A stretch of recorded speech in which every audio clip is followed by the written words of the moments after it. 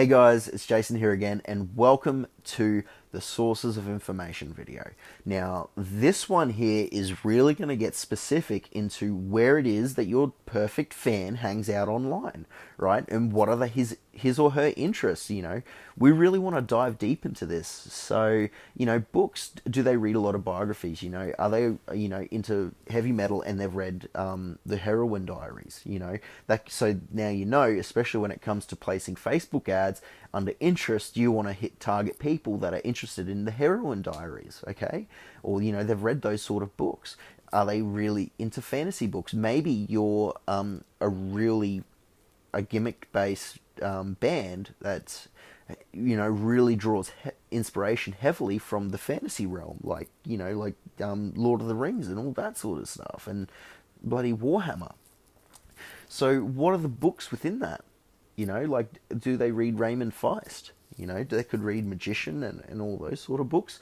Could they read on, if it's the entrepreneurial one, it's obviously Think and Grow Rich and all those sort of books.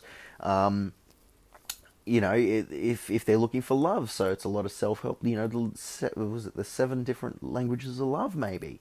Maybe that's a book that they're interested in. Magazines. What sort of magazines do they read? Digital or physical, and this is really the free community magazines that you pick up in the street that's, at JB Hi-Fi or at the local music stores. It's those sort of magazines as well. I mean, back when I was in High Plains Drifter, Rave was around. It's not around anymore, but, you'd put, well, my market reads Rave. They read the upcoming gig guide, or, they're looking for bands and musicians in Rave. So we're going to place an ad in Rave, all right? So, what are the other magazines? Do they buy Metal Hammer, or do they buy, the guitar magazines, drum magazines? Do they buy Rolling Stone? Do they buy Cosmopolitan? Do they buy any magazine that you can think of? Right? Blogs and websites. So under this one, what are the sort of blogs and websites that they go to? And you want to keep social media separate from this. Okay, the reason being is there's so many different social medias out there. You really want to keep that separate, and you're going to put that under other. Okay, so blogs and websites. What are the sort of blogs are they reading?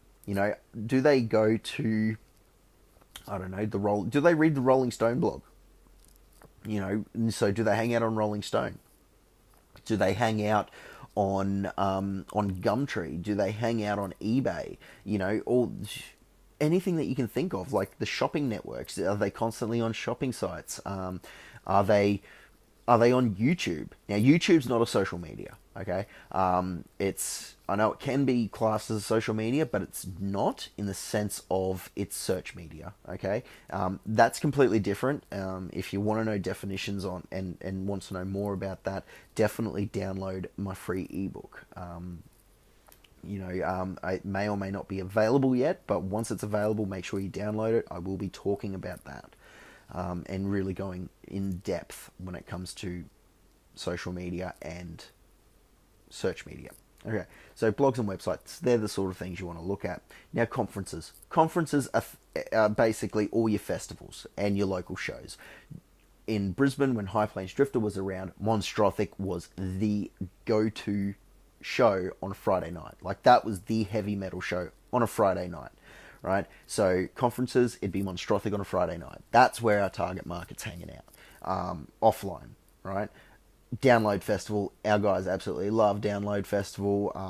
They, at the time, they were at Soundwave. They were, these are all your different festivals and local shows, like the big ones. Nowadays, here it's Crowbar. I don't know the name of the night, but it's just yet, because I haven't actually been there in ages. And that's definitely something I'm going to be changing in 2018. I'm definitely going to be getting back out into the scene again. So where do they hang out? In those sort of areas. So, and gurus. So who are the actual leaders that they follow? Break this down into bands and individual individual people. So, say for instance they follow Slipknot and they're massive Corey Taylor fans, all right, or maybe they're massive Mick Thompson fans or Jim Root fans. You know, do they follow Eric Clapton, Stevie Ray Vaughan, Jimi Hendrix, Carlos Santana? Do they follow, you know, is it 50 Cent that they follow, Ice Cube? Is it the Hilltop Hoods? Is it TISM? And for those of you who don't know who TISM is, try and find TISM's stuff online. If you don't know who they are, once you listen to it, you will thank me for it, because they are absolutely hysterical. TISM stands for This Is Serious Mum. So, so if that gives you an indication of what their music was like. So, you know, so that's what gurus are. Like, finding out who it is they follow. And it doesn't have to be musical either. I mean, they could follow Tony Robbins. They could follow, like, all those, the self-help gurus. It's all the gurus you can think of. You know, do they follow Rick Rubin? They could follow producers. You know, the big record labels. I mean, hell, you could even say that some of them follow, I don't know, what's his name? Simon Cowell.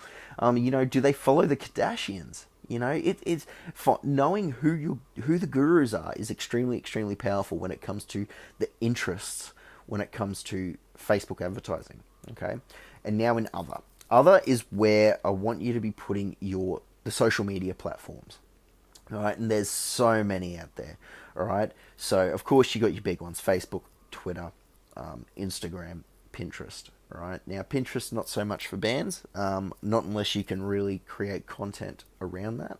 Then Pinterest would be awesome, but I don't see bands actually doing that, which is cool. That's fine. I mean, Instagram, Facebook, and Twitter are going to be your main ones, but you also want to include Spotify, because Spotify is a social media for music, and it is so powerful, and it's only going to get bigger. Snapchat, SoundCloud, and here's an up-and-comer for you, all right? Musical.ly.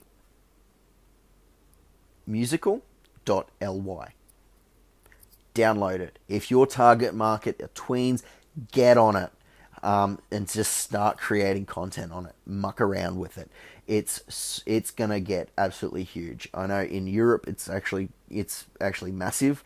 I've got cousins in Croatia that use it, and you know, when it comes to, you know, hey, you suggested friends, it's all their friends, and holy crap, all their friends are on it, and they're all tweens. It's just absolutely mind-blowing as to who's actually on it, you know. I know when I first discovered it and downloaded it, you know, I got a duet request from Selena Gomez. Now, chances are it was pretty well automated or whatever it may be, but, you know, for me, brand new, I was like, oh shit, Selena Gomez wants me to do a duet with her on social media. Holy shit, this is kind of cool. Not really a fan of her music, but still kind of cool, you know?